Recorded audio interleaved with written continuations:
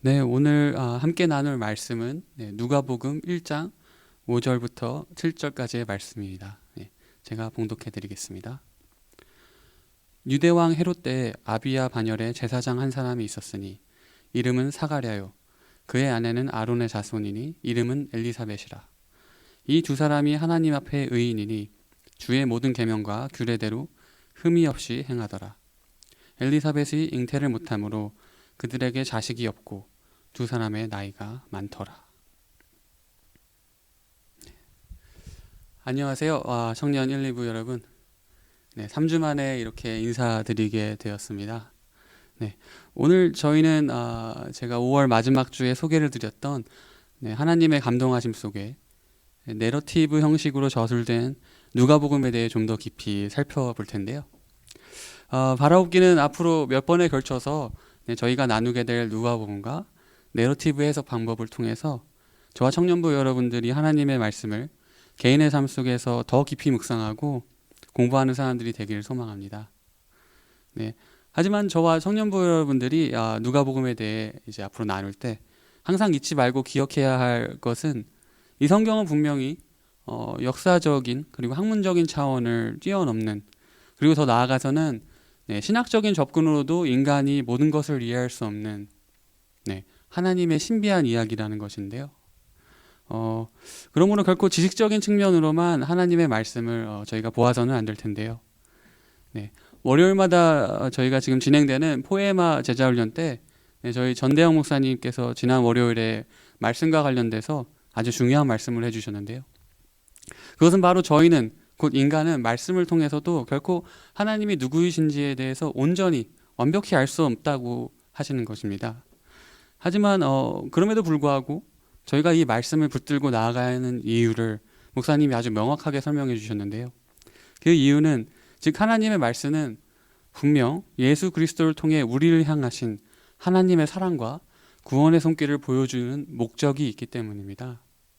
다시 말해 저희는 성경을 통해서 결코 하나님이 누구신지에 대해서는 완벽히 이해할 수는 없지만 저희를 향하신 하나님의 목적은 이 세상 모든 사람들이 이해할 수 있도록 성경에 명확하게 적혀 있다는 것입니다. 그리고 오늘 저희가 살펴볼 누가복음 또한 그 하나님의 목적, 즉 예수 그리스도를 통해 우리를 구원하시는 목적을 아주 명확하게 보여주고 있습니다. 그러므로 오늘 저희가 내러티브 해석 방법으로 살펴보게 될 누가복음의 내용들은 그 내용이 주는 의미 자체들로도 물론 중요하지만 한 가지 저희가 꼭 기억해야 할 것은 저자는 이 내러티브 방식의 글을 사용함으로 하나님의 목적을 독자들에게 보다 더 명확하게 보여주고자 사용했다는 것입니다. 그러므로 저자는 지금 어떤 지식적인 자랑을 하려고 이 내러티브 방식을 사용한 것이 아니고요. 어떤 수수께끼나 암호해독 같이 일부러 어렵고 복잡하게 글을 쓴 것이 결코 아니라는 것입니다. 단지 하나님의 목적이라는 큰 주제를 전달하기 위해 저자가 배열한 등장인물들과 그들의 이야기의 의도를 저희가 미처 다 파악하지 못하고 누가복음을 읽을 때 이해하는 데 어려움이 있을 수 있는 것입니다. 그런 의미에서 저는 저와 청년부 여러분들이 오늘 나누게 될 내러티브 해석 방법들에 대해서 듣고 배우는 것도 물론 중요하지만 간절히 바라옵기는 단지 성경을 지식적인 차원에서 배우는 단계에서 멈추질 않기 바랍니다. 그리고 좀 더 제가 정직하게 말씀을 드리자면 결코 제가 오늘과 앞으로 나누게 될 설교를 통해서는 여러분들을 지식적으로 충족시켜 드릴 수도 없어요. 이유인즉 제가 여러분들과 나누는 이 누가복음에 대한 내러티브 해석 방법은 정말 아주 기본 중에 기본이며 개념 중에 개념이기 때문이에요. 그만큼 저희가 누가복음에 대해서 연구하고 공부해야 할 부분이 엄청 많다는 말씀을 드리고 싶고요. 신학자들이 이제 평생을 거쳐도 끝나지 않는 연구와 공부를 저희가 단기간 내에 이해하기에는 분명 무리가 있기 때문입니다. 그러기에는 물리적인, 즉 어떤 시간적인 제한도 분명 있을 것이고요. 더 나아가서는 저와 여러분이 신학자들이 정립해 놓은 수많은 내용들을 연구하고 이해하기에는 아직 신학적인 체계가 온전히 잡혀져 있지 않기 때문이기도 합니다. 이것은 마치 마이클 조단이 농구의 황제 마이클 조단이 저한테 와서 이보게 한 달이라는 시간을 줄 테니까 농구를 연습해서 나와 1대1을 하자, 뭐 이런 것과 마찬가지입니다. 내후년이면 마이클 조단은 나이가 이제 환갑이 될 텐데요. 그래도 뭐 1대1 하면 제가 아주 속된 말로 박살이 날 거예요. 박살이. 막 제 위로 점프해서 덩크하고 제가 막 슛 쏘려고 하면 블락하고 뭐 이런 상황이. 그래서 제가 드리고자 하는 말씀은 오늘 저와 그리고 사랑하는 청년부 여러분들이 오늘과 더불어 앞으로 이어질 누가복음에 대한 내용들을 듣고 배우실 때 누가복음에 대한 아주 기본적인 틀과 개념에 대해서 배운다고 생각해 주시면 좋겠습니다. 그러므로 간절히 바라옵기는 저와 청년부 여러분들이 이 내러티브 방식에 대해서 배우는 것도 중요하지만 더 중요한 것은 이 방식을 통해서 어떻게 하나님의 목적이 나타나는지에 더 집중하게 되시기를 소망합니다. 오늘은 저희가 첫 번째 시간에 나눴던 이 4가지의 누가복음 내러티브 해석 방법 중에 특별히 캐릭터와 플롯에 대해 살펴볼 텐데요. 첫 번째 시간에는 저희가 앞으로 나누게 될 내러티브 해석 방법 이 4가지에 대한 설명 그리고 소개하는 시간을 가졌었는데요. 그리고 이 내러티브를 해석하는 이 4가지 방법은 바로 캐릭터 그리고 플롯, 이야기의 구성이나 장치를 얘기하는 거죠. 그리고 관점, 포인트 오브 뷰, 그리고 반복적인 패턴, 레피티션이었죠. 그리고 이 4가지 방법을 보고 연구하는 데는 딱히 정해진 순서가 없다고도 말씀을 드렸는데요. 그 이유는 어떠한 이야기 속에 이 4가지 요소들이 따로 배치되어 있는 것이 아니라 항상 함께 어우러져 있기 때문입니다. 청년부 여러분들의 이해를 돕기 위해 제가 아주 짧은 이야기를 지금 준비해 왔는데요. 그것으로 한번 예를 들어보겠습니다. 이렇습니다. 심전도사는 오래된 사과폰을 가지고 있다. 사과폰. 그리고 심전도사는 그 오래된 사과폰으로 사진을 찍는다. 찰칵. 그리고는 심전도사는 말했다. 핸드폰 카메라 화질이 참 안 좋다. 그리고 심전도사는 마음속으로 생각한다. 지금 이 설교를 보고 우리 와이프가 오래된 사과폰을 쓰는 나를 안타깝게 여겨 새로 나온 사과폰을 사주었으면 좋겠다. 지금 나눈 이 어떤 우습지만 이 짧은 이야기 속에는 저희가 나눈 이 4가지 내러티브 요소들이 다 존재하는데요. 첫째는 캐릭터, 바로 저죠. 심전도사, 저희죠. 둘째는 플롯인데요. 플롯은 이야기 속에서 주제를 독자들에게 온전히 이해할 수 있도록 전달하기 위해 이야기를 구성해 놓은 장치라고 설명을 드렸는데요. 그리고 지금 방금 저희가 나눈 이 짧은 이야기의 주제를 파악하기 위해 의도적으로 삽입된 캐릭터의 대사가 있습니다. 그것은 바로 이 핸드폰 카메라 화질이 참 안 좋다라는 이 대사죠. 여기에서 독자들은 나레이터를 통해서 심전도사의 관점, 포인트 오브 뷰를 보게 되는데요.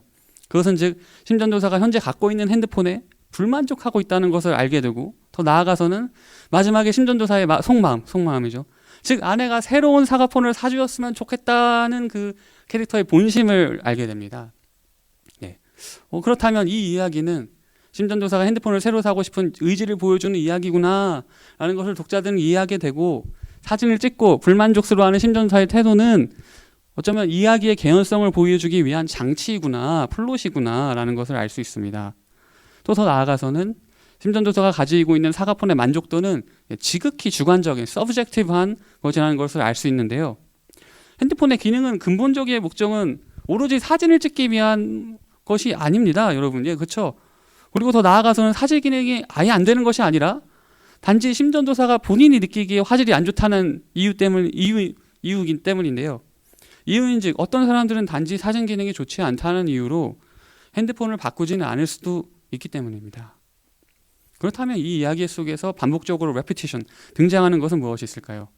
3번이나 반복적으로 등장하는 오래된 사과폰이라는 단어인데요.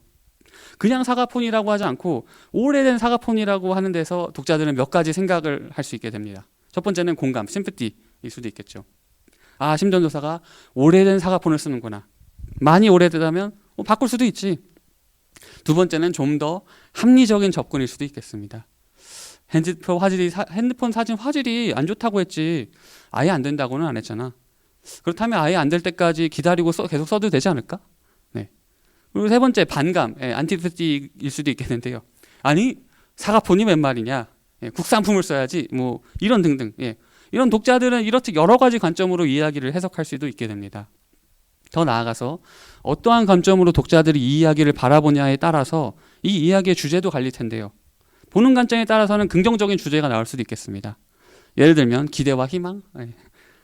이 이야기는 심전도사를 궁일이 여기고 불쌍히 여겨서 그의 아내가 새로운 핸드폰을 사줄지도 모른다는 그런 기대와 희망에 관한 이야기이다. 또는 갈등이라는 주제도 있을 수 있겠는데요. 과연 심전도사에게 새로운 핸드폰은 필요한 것일까? 그것이 문제로다. 이런. 더 나아가서는 부정적인 주제도 나올 수 있겠는데요. 욕심이라든지 사치라든지. 아직 멀쩡한 핸드폰을 놔두고 새 것으로 바꾸려는 이 파렴치한 심전도사의 이야기. 이런 식으로. 네, 여기서 저는 청년부 여러분들에게 오해가 없으셨으면 좋겠습니다. 저는 지금 제 사과폰에 매우 만족스러워하고 있습니다. 저는 전혀 불만이 없고요. 이 핸드폰의 수명이 다하는 날까지 함께 할 것을 약속드립니다. 방금 드린 저에 대한 그 짧은 이야기는 그저 어떤 하나의 예화로 들어주시면 감사하겠습니다. 저희가 지금 나눈 이 짧은 이야기를 통해서 저희는 이 네 가지 내러티브 요소 중에서도 특히 캐릭터라는 요소가 나머지 이 세 가지 방법들을 이야기 속에서 연결해주는 어쩌면 가장 중요한 역할을 한다는 것을 발견할 수 있는데요. 그 이유인즉 캐릭터는 내러티브 안에서 이야기의 주제를 전달하는 아주 중요한 역할을 맡고 있기 때문입니다. 캐릭터를 통해서 이야기 속에서 주제를 전달하는 방법은 첫 번째 시간에 말씀드린 대로 이야기 속의 등장인물들 간의 대화를 통해 나올 수도 있고요. 등장인물들의 속마음, 독백이나 생각, 그리고 그들이 처한 상황이나 환경을 어떻게 대처하는지, 즉 그런 상황 속에서 어떤 액션을 취하는지를 통해 보여지기도 합니다. 그리고 더 나아가서 저희는 이야기 속에 나오는 캐릭터, 등장인물들 간의 대화, 독백, 생각, 그리고 특정 상황에 나오는 액션들을 통해서 이들의 어떤 성격 또는 어떤 유형의 사람들인지에 대해도 알게 됩니다. 물론 저희가 방금 나눈 이 짧은 이야기를 통해서 청년부 여러분들이 저의 성격에 대해서 다 알 수는 없으실 텐데요. 그 이유는 이야기가 매우 짧기도 하지만 근본적으로 이야기 속에서 저의 성격을 추측할 수 있는 어떠한 설정은 있을지언정 명확한 설명은 없기 때문입니다. 그와 반대로 누가복음 1장 6절에는 사도 요한의 부모인 스가랴와 엘리사벳을 하나님 앞에 의인이며 주의 모든 계명과 규례대로 흠이 없이 행한 사람들이라고 나레이터는 소개를 하고 있습니다. 누가복음과 더 나아가서는 사도행전 전체를 저희가 생각해 볼 때 스가랴와 엘리사벳은 누가복음 1장에만 짧게 등장하는 인물들입니다. 그럼에도 불구하고 나레이터는 아주 짧게 등장하는 이들의 성품을 하나님 앞에 의인이라는 아주 높고 긍정적인 인물들로 독자들에게 소개하고 있다는 것을 저희는 매우 눈여겨볼 필요가 있는데요.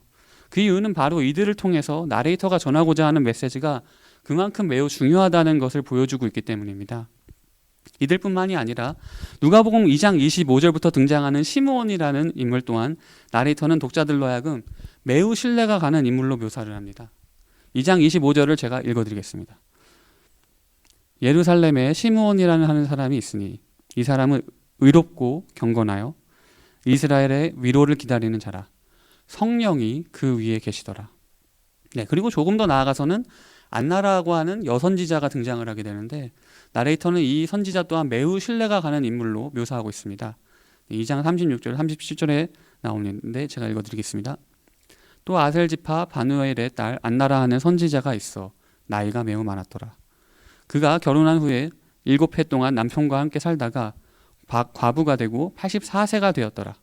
이 사람이 성전을 떠나지 아니하고 주야로 금식하며 기도함으로 섬기더니 이렇듯 나레이터가 등장인물들을 소개할 때마다 그들의 성품에 대해 설명하는 것은 좀 전에 말씀드린 것처럼 이들을 통해 전달하고자 하는 메시지가 매우 중요하다는 것인데요. 그렇다면 이들을 통해 나레이터가 전달하고자 하는 중요한 메시지는 과연 무엇인지 지금 저희가 살펴보게 될 텐데요. 그 전에 잠시 저희가 메시지에 대해서 나누기 전에 저희가 누가복음 이야기 첫 번째 시간에 나누었던 세 가지 유형의 캐릭터에 대해서 좀 더 이해할 필요가 있습니다. 첫 번째 시간에 말씀드렸던 이야기 속에 등장하는 세 가지 유형의 캐릭터란 첫 번째 완전형, 두 번째 전형성, 세 번째 구조성 캐릭터들이었는데요. 오늘 저희가 살펴보게 될 캐릭터들은 누가복음에서 사도행전까지의 전체의 이야기를 생각해 본다면 분명 전형성 그리고 구조성에 속하는 캐릭터들입니다. 그렇게 정의하는 이유는 이 캐릭터들은 예수님의 공생애가 본격적으로 시작되는 누가복음 4장부터 사실상 다시 등장하지 않거나 그 외에 사도 요한이나 헤롯 왕 그리고 어머니 마리아는 아주 짧게 다시 등장하기 때문인데요. 그리고 더 나아가서 이들을 전형성 그리고 구조성 캐릭터로 정의하는 이유는 누가복음 안에서 이들에 대한 전과 후의 설명이 충분히 되어 있지 않기 때문입니다. 예를 들어서 오늘 본문에 나오는 스가랴와 엘리사벳은 하나님 앞에 흠이 없고 의로운 사람들이라고 소개를 하고 있지만 이들이 어떻게 하나님 앞에 의로운 사람으로 되었는지에 대한 배경이나 설명이 누가복음 안에는 나와 있지 않습니다. 즉 예수님의 공생애 기간 전에 나오는 등장인물들은 앞으로 누가복음에서 그리고 더 나아가서는 사도행전까지 일어날 일들에 대한 인트로덕션, 소개를 하는 역할을 맡은 인물들인 것입니다. 다시 말해 이들이 어떤 사람이었느냐도 물론 중요하겠지만 누가복음의 이야기 속에서 더 중요한 것은 과연 저자는 이들을 통해 무엇을 말하고자 하는가에 초점이 가 있다는 것입니다. 그리고 더 나아가 이들을 하나님 앞에서 의로운 사람들로 정의하는 이유는 그만큼 이들을 통해 전하고자 하는 메시지가 중요하고 신뢰할 만한 것임을 독자들에게 각인시켜주기 위함입니다. 그러므로 나레이터는 지금 예수님 공생애 이전의 이야기, 누가복음의 인트로덕션 속에 많은 전형성 그리고 구조성 등장인물들을 통해서 이미 누가복음의 큰 주제와 앞으로 일어날 이야기들을 보여주고 있는 것입니다. 그런데 왜 저자는 굳이 누가복음의 도입부부터 이런 큰 그림을 미리 그려놓았냐에 대해서 저희는 잠시 생각해 볼 필요가 있겠는데요. 인트로덕션에 굳이 이 이야기를 미리 암시해 놓거나 소개하지 않아도 예수님의 삶을 통해서 예수님의 공생애를 통해서 그 흐름을 따라가다 보면 주제는 분명히 찾을 수 있게 될 텐데요. 물론 학문적인 차원으로 이해를 한다면 저자는 인트로덕션이라는 어떤 글의 형식적인 개념에 충실히 임한 것일 수도 있겠는데요. 그 이유는 저희도 다 아시다시피 모든 글에는 반드시 인트로덕션, 서론이 있기 마련인데요. 저자는 서론을 통해서 자신이 글을 쓴 목적과 의도를 온전히 독자들에게 전달할 수 있기 때문입니다. 그렇다면 누가복음의 저자는 서론에서 등장인물들을 통해 어떤 목적과 의도를 보여주고 있을까요? 첫 번째로는 누가복음 1장 46절에 나오는 마리아의 찬양과 1장 68절부터 나오는 스가랴의 예언, 그리고 더 나아가서는 여선지자 안나가 이스라엘 백성들에게 전하는 소식을 통해 알 수 있는데요. 그것은 바로 하나님께서 분명 구약에서부터 아브라함과 약속하신 언약의 말씀을 통해 이스라엘 민족을 예수 그리스도를 통해서 축복하고 구원하시려는 의도와 목적을 보여주고 있는 것이고요. 둘째로는 선지자 2장 28절부터 나오는 시므온의 예언을 통해서 알 수 있는데요. 그것은 저희가 지난 시간에 나눈 누가복음의 큰 주제, 온 민족을 구원하신 하나님의 역사를 앞으로 하나님께서 예수 그리스도와 그의 제자들을 통해 어떻게 이루시는지를 미리 예고하기 위함입니다. 그런 의미에서 첫 번째 목적은 어쩌면 과거 지향적인 past oriented 한 측면이 있고요. 즉 구약에서 이루어졌던 이스라엘과 하나님의 언약을 지금 다시금 기억나게 하려는 의도가 있을 수 있고요. 그리고 두 번째는 미래지향적인 future oriented 한 앞으로 예수 그리스도를 통해 온 민족을 구원하시는 하나님의 목적을 나타내는 예언과도 관련이 있을 수 있는데요. 그런 와중에 이 두 가지 과거와 미래를 연결해주는 또 다른 하나님의 말씀이 누가복음에 등장하는데요. 바로 이사야서입니다. 이 누가복음에서 나오는 이사야서는 앞으로 누가복음과 사도행전에서 나오는 하나님의 목적, 즉 온 민족을 구원하시는 하나님의 역사를 가장 잘 보여주기도 하지만 그와 동시에 저희는 이 이사야서의 이 중요한 말씀이 누구를 통해 전달되어지는지에도 큰 관심을 가질 필요가 있습니다. 누가복음에서 이사야서의 말씀을 전달하는 인물은 두 사람인데요. 이 두 사람은 하나님의 목적을 달성하기 위해 이 땅 가운데 부르심을 받고 그 역할을 누가복음 안에서 가장 온전하게 수행하는 인물들입니다. 첫 번째 인물은 바로 예수님이십니다. 예수님이시죠. 누가복음 4장 17절부터 19절은 바로 예수님이 광야에서 40일간 금식하시며 사단의 시험을 이기시고 성령 충만함으로 나사렛에 돌아와 십자가에 돌아가시기 전까지 본격적으로 사역을 시작하는 시점을 알리는 중요한 구절인데요. 그 내용은 제가 좀 전에 말씀드린 이사야서의 말씀입니다. 내용이 중요하기 때문에 제가 16절부터 21절까지 읽어드리겠습니다. 예수께서 그 자라나신 곳 나사렛에 이르사 안식일에 늘 하시던 대로 회당에 들어가사 성경을 읽으려고 서심해 선지자 이사야의 글을 들이거늘 책을 펴서 이렇게 기록된 데를 찾으시니 곧 주의 성령이 내게 임하셨으니 이는 가난한 자에게 복음을 전하게 하시려고 내게 기름을 부으시고 나를 보내사 포로된 자에게 자유를 눈먼 자에게 다시 보게 함을 전파하며 눌린 자를 자유롭게 하며 주의 은혜의 해를 전파하게 하려 하심이라 하였더라. 책을 덮어 그 맡은 자에게 주시고 앉으시니 회당에 있는 자들이 다 주목하여 보더라. 이에 예수께서 그들에게 말씀하시되 이 글이 오늘 너희 귀에 응하였느니라 하시니. 그리고 두 번째 두 인물 중 또 다른 한 사람, 이 사람 바로 세례 요한입니다. 세례 요한 또한 예수님과 마찬가지로 자신의 사역을 시작함을 알리는 시점에서 이사야서 말씀이 등장합니다. 3장 누가복음 3장 2절부터 6절까지 나오는데요. 제가 읽어드리겠습니다.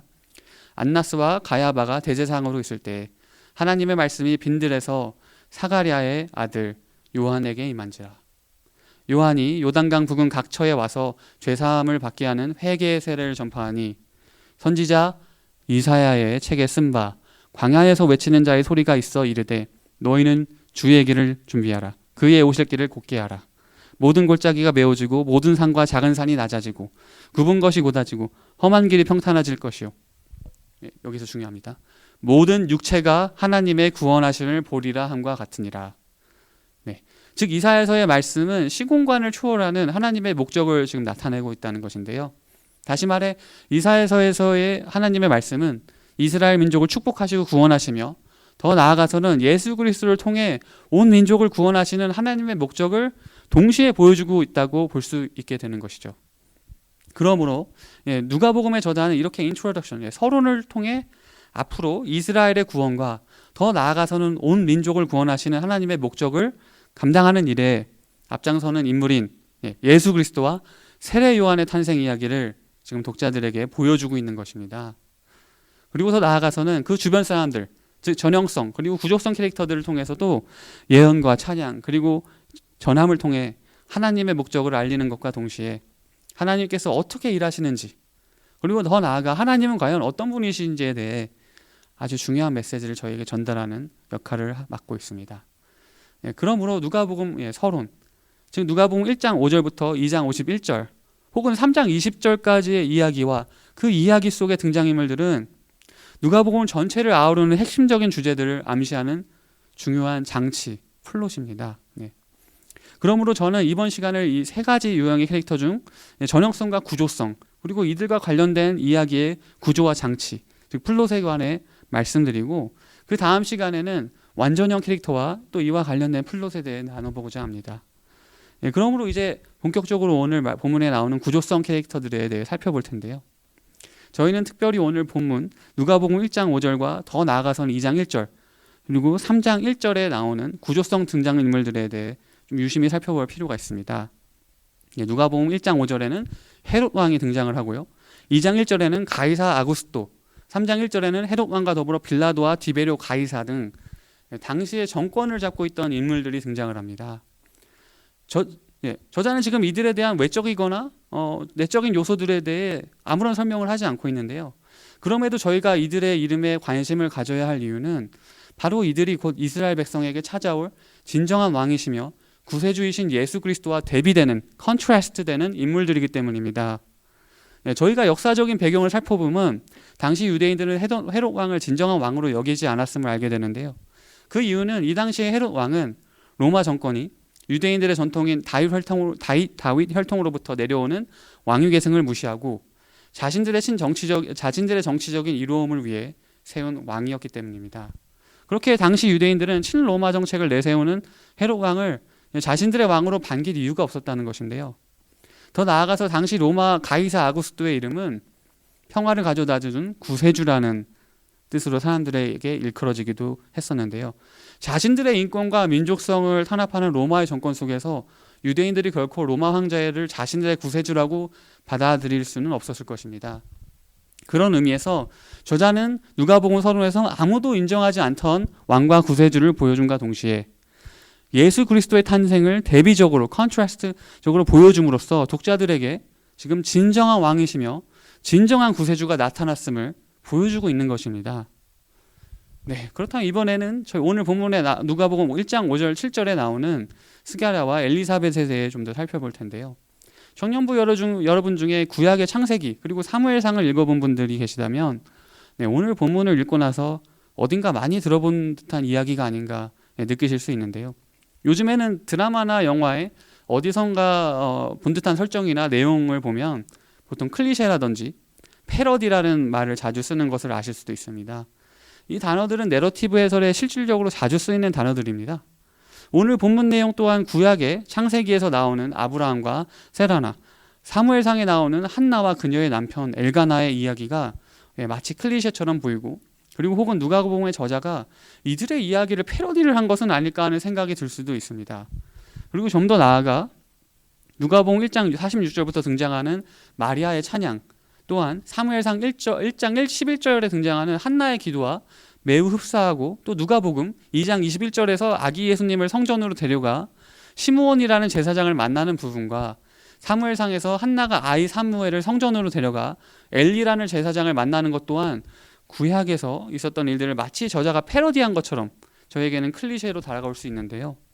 이렇게 저자가 구약 시대의 등장인물들이 떠오르게 이야기를 적은 이유는 어쩌면 당시 이스라엘 백성들에게 지금 저자가 전하고자 하는 이야기는 새로운 이야기가 아니라 구약에서부터 계속 이어져 오는 연속성과 연관성이 있는 하나의 이야기라는 것을 보여주기도 하는데요. 그리고 이 구약과 신약의 등장인물들 간의 유사성, 커머널리티 속에서 저희가 발견할 수 있는 또 하나의 중요한 점은 바로 하나님이 구약에서부터 성경의 등장인물들을 통해 일하시는 방법의 일관성입니다. consistency입니다. 즉 다시 말해 지금 저자는 이스라엘 백성들에게 구약에서부터 역사하시던 하나님과 지금 저자 자신이 이야기하고자 하는 하나님은 동일하신 분이라는 것을 보여주고자 한다는 것입니다. 제가 저자의 이 서론의 의미를 서론의 의도와 목적을 저자의 1인칭으로 first person으로 정리해서 말씀드린다면 어쩌면 이럴 수도 있을 텐데요. 한번 들어보시죠. 이스라엘 백성 여러분, 제가 지금 이 이야기를 여러분들에게 들려주는 이유는 예수 그리스도와 세례 요한은 하나님의 목적을 달성하기 위해 부르심을 받은 구약의 인물들과 똑같은 방식으로 태어났고 부르심을 받았다는 것입니다. 그리고 더불어서 제가 여러분들에게 보여드리고 싶은 것은 바로 구약에서부터 여러분의 구원을 위해 일하시는 하나님께서 지금 동일한 방법으로 예수 그리스도와 세례 요한을 통해서 앞으로 어떻게 일하실지 보여주고 있다는 사실입니다. 즉 다시 말해 제가 여러분들에게 들려주고자 하는 이 이야기는 바로 예수 그리스도를 통해 우리를 구원하시고 온 민족을 구원하시려는 하나님의 이야기입니다. 네, 그렇습니다. 하나님은 언제나 그분의 목적을 이루시기 위해 항상 시대의 가치관을 역행하고 뒤트는 방법들로 역사하셨습니다. 성경은 언제나 구약시대와 신약시대, 로마 시대의 역사와 문화를 등장인물들로 통해 간접적으로 indirectly 하게 보여주고 있는데요. 단적인 예로 야곱과 에서의 장자권 문제부터 예수님의 십자가 처형까지 시대의 풍습을 너무도 자연스럽게 보여주고 있습니다. 하지만 성경의 저자들은 항상 이러한 시대의 가치관들을 하나님께서 등장인물들을 통해 어떻게 역설적으로 뒤트시는지를 보여줍니다.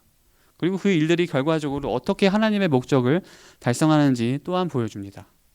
동생인 야곱이 시대의 가치관을 거스르고 형 에서를 대신해서 장자의 축복을 받으며 이스라엘은 민족을 이루는 놀라운 사건은 물론이며 하나님의 아들이 당시대에 가장 참혹한 처형을 당하고 더 나아가서 그 일이 인류를 구원하는 하나님의 계획이었다는 놀라운 일들을 보며 저희는 또다시 한번 성경이 동시대의 가치관을 갖고 사는 인물들로 하여금 하나님의 목적을 달성하기 위해 그 시대의 가치관을 어떻게 무너뜨리는지 보여주고 있는 것입니다. 다시 말해 성경은 하나님의 역사를 다루는, 그리고 우리를 향하신 하나님의 목적은 무엇이며 또 그 목적을 어떻게 이루시는지를 보여주는 책이기도 한 것입니다.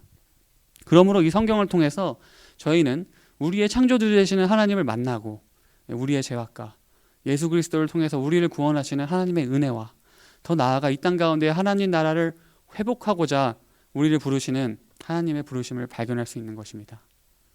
네, 그렇기에 오늘 본문에 등장하는 스가랴와 엘리사벳 또한 시대의 가치관을 뒤트는 일로부터 시작됩니다. 본문은 분명 이들이 하나님 앞에 흠이 없는 의로운 인물들로 묘사하는데요. 그러고 나서 이들에 대한 추가적인 설명에서 저희는 이들이 자식이 없으며 두 사람의 나이가 많다는 것, 즉 자식을 낳을 기능과 가능성 또한 상실했을 것으로 소개받고 있습니다. 근데 이때 당시에는 자식을 잉태하지 못한다는 것은 하나님으로부터 받는 죄의 결과이며 마치 저주에 속하는 매우 불행한 일로 여겨지고 있었는데요. 이런 상황을 들어서 내러티브에서 자주 쓰는 표현이 있습니다. 저희 일상 속에서도 물론 자주 쓰는 표현이기도 한데요. 바로 아이러니라는 표현입니다. 아이러니하다. 그런 표현 많이 들어보셨죠. 그 이유는 분명 누가복음 저자는 이들을 의인이라고 소개했는데 이들의 삶은 자식이 없는 굉장히 불행한 사람들로 동시에 보여주고 있기 때문입니다. 그리고 이런 아이러니한 상황 속에 하나님이 지금 개입을 하시는 겁니다. 즉 사람이 도저히 할 수 없는 상황 가운데 하나님이 역사하신 것입니다.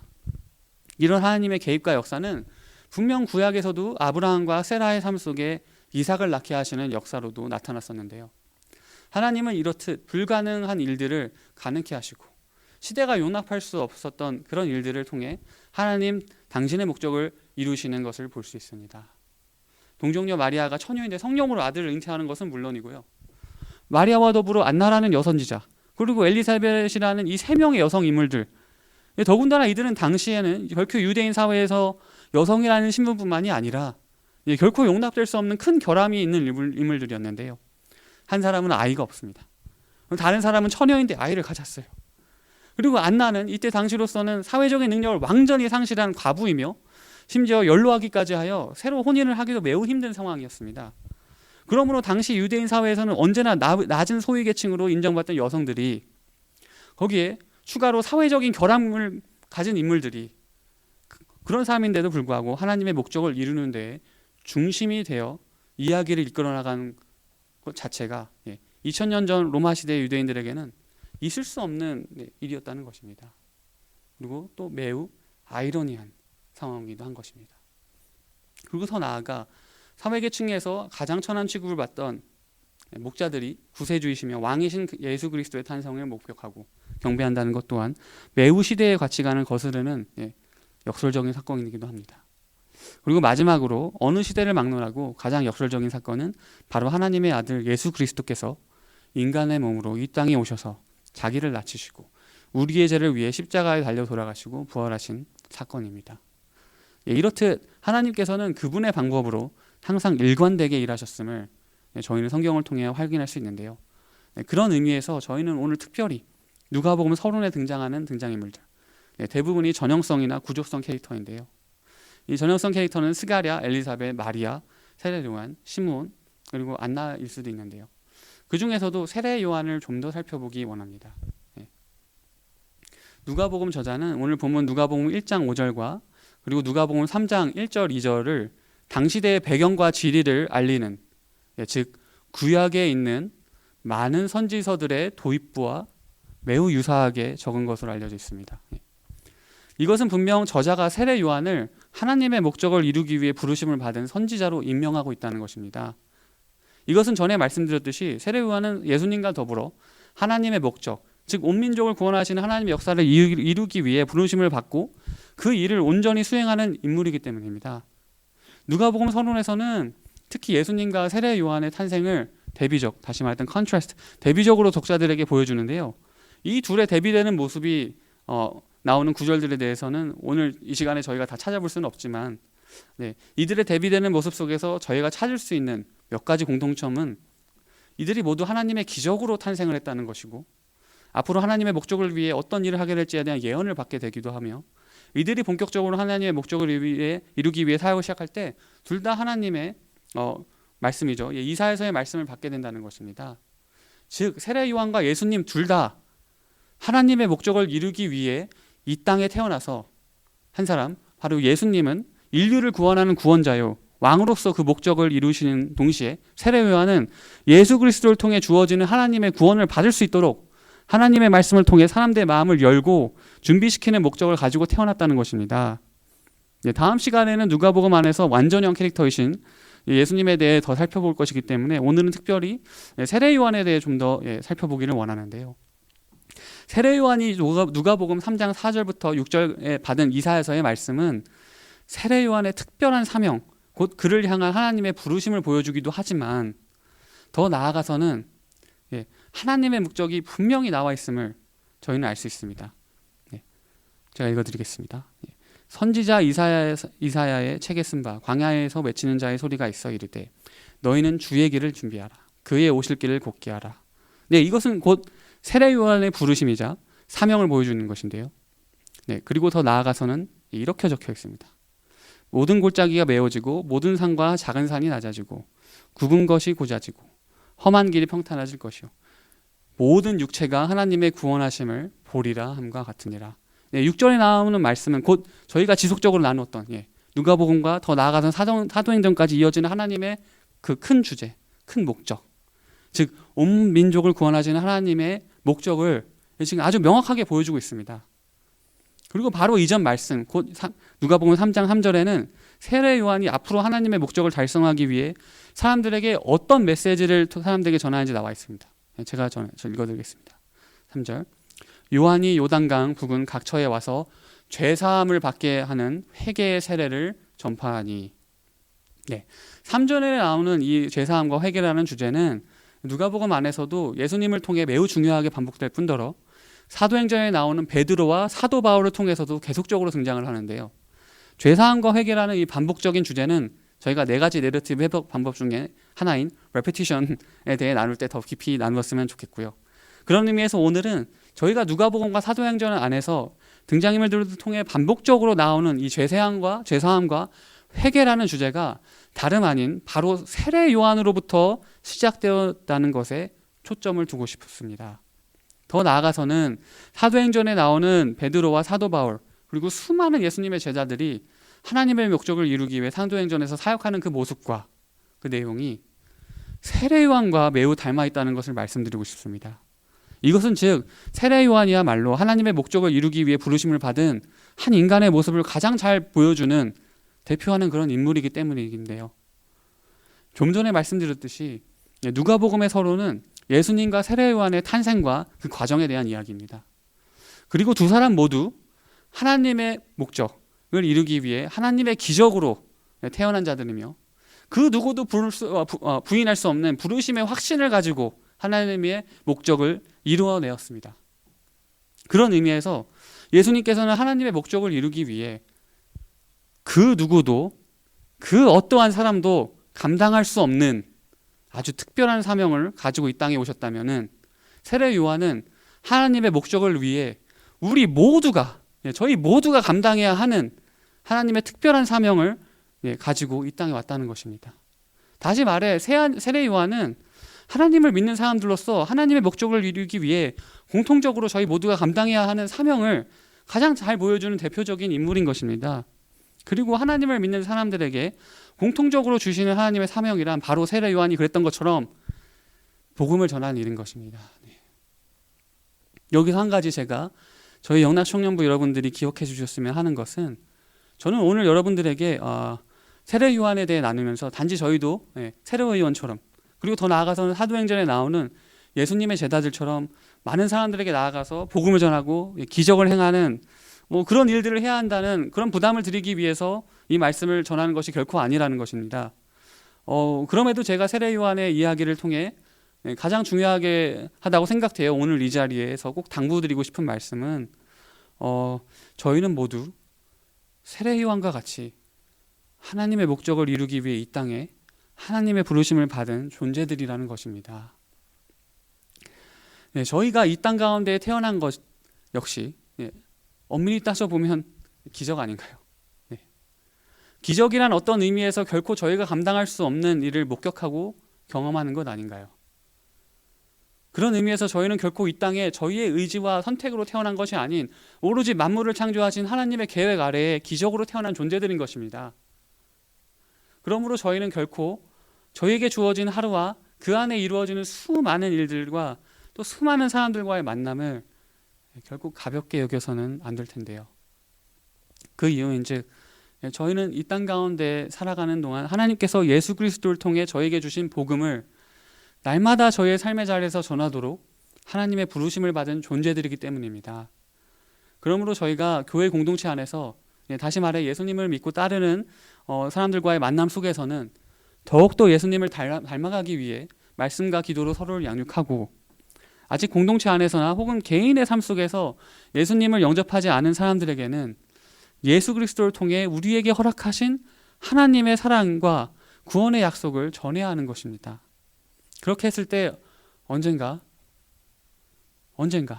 저희를 통해서 다른 누군가의 삶 속에도 하나님의 기적을 발견하게 하는 놀라운 일이 일어나게 되는 것인데요. 저희가 전한 복음을 통해서 그 사람 또한 자신이 하나님의 기적으로 이 땅에 태어났다는 것을 확인하고 믿는 것만큼 귀한 일이 또 있을까요?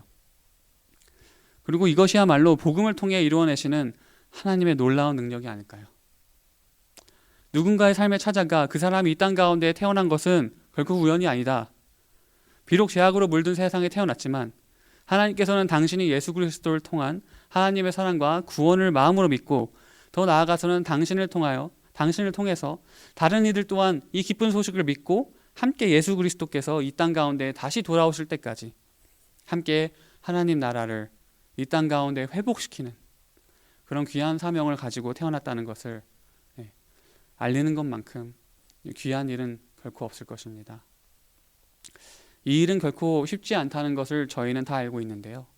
머리와 마음으로는 알지만 저희의 육신이 연약함으로 때때로 저희에게 주신 하나님의 부르심을 제대로 감당하지 못하는 것을 저와 여러분은 분명 삶 속에서 경험해 보셨고 또 경험하고 계실 수도 있는데요. 더 나아가서는 분명 예수님의 제자들이 경험했던 것처럼 복음을 열심히 전한다고 하지만 받아들여지지 않고 때로는 삶 속에서 그러므로 말미암아 억압과 탄압을 받은 경험 또한 있으실 수도 있고, 또 현재 경험을 하고 계실지도 모르겠습니다. 이렇듯 저희가 살펴보고 있는 누가복음과 더 나아가서는 사도행전까지 수많은 등장인물들을 통해 복음을 받아들이고 또 복음을 전하는, 즉 하나님의 부르심 앞에 순종하는 것이 얼마나 어려운지 저희는 알고 있고 또 알게 되는데요. 그런 의미에서 혹시 오늘 하나님 앞에 나와 예배드리시는 우리 청년부 여러분 한 분 중에 누가복음에서의 연약했던 제자들과 같은 모습으로 자신을 비교하시면서 괴로워하시는 분들이 계신가요? 아니면 혹은 사도행전에서처럼 삶의 자리에서 열심히 복음을 가지고 사람들에게 전하고 있지만 도리어 눈에 보이는 어떠한 열매가 없어 괴로운 나날들을 보내고 계신가요? 그렇다면 오늘 본문에 나오는 스가랴와 엘리사벳을 통해 이 땅에 하나님의 기적으로 태어난 세례 요한을 기억해 주시길 바랍니다. 이유인즉 저와 여러분 모두 세례 요한처럼 이 땅 가운데 하나님의 목적을 이루기 위해 하나님의 기적으로 태어난 사람들이기 때문입니다. 그러므로 하나님께서는 세례 요한을 통해 하나님의 목적을 이루셨던 것처럼 언제나 저와 여러분을 통해서도 하나님의 목적을 이루시기를 원하시며 또 저희를 통해 이루실 수 있도록 저희가 하나님 앞에 회개와 간구로 나아갈 때 저희의 기도를 들으시고, 마치 예수님의 제자들이 그랬던 것처럼 저희의 삶 속에서도 성령님을 통해 저희를 온전히 하나님의 부르심 앞에 순종할 수 있는 그런 지혜와 능력을 더하여 주실 것입니다. 그리고 저희가 복음을 전하는 삶을 살고 이 땅 가운데 하나님 나라를 회복하고자 앞장서는 삶을 살 때 찾아오는 그 많은 어려움들 속에서도 소망을 가질 수 있는 것은 바로 이 땅 가운데 왕으로 다시 오셔서 하나님 나라를 온전히 이루시고 통치하실 우리 예수님에 대한 믿음과 기대가 있기 때문입니다.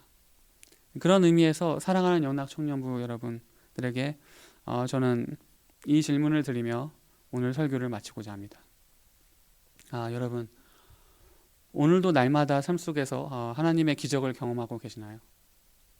이 기적을 경험한다는 것은 다름 아닌 저희의 매일의 삶 속에서 우리를 이 땅 가운데로 보내신 하나님의 부르심을 기억하는 것으로부터 시작됩니다. 그리고 더 나아가서는 다른 이에게도 이 기적을 경험하게 하는 것이 저희가 앞으로 감당해야 하는 사명일 것입니다.